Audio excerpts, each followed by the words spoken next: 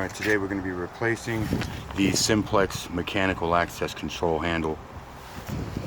They didn't have the key, so I had to drill out the top, unscrew it with a flathead once you drill out the wafers, remove the handle here,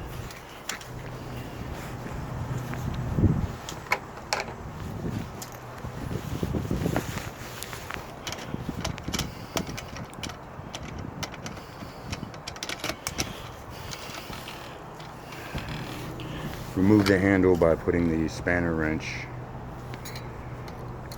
here. Then you remove the spanner wrench ring. You're done.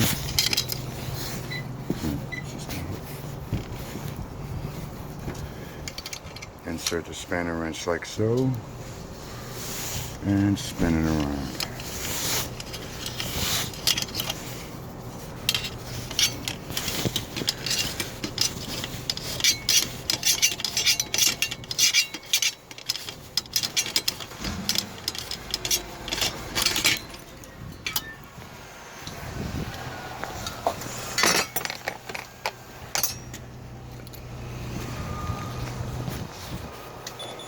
Once you've got your top piece drilled out, you remove the handle, use your spanner wrench to take off the ring, then you take out the screws and she comes off.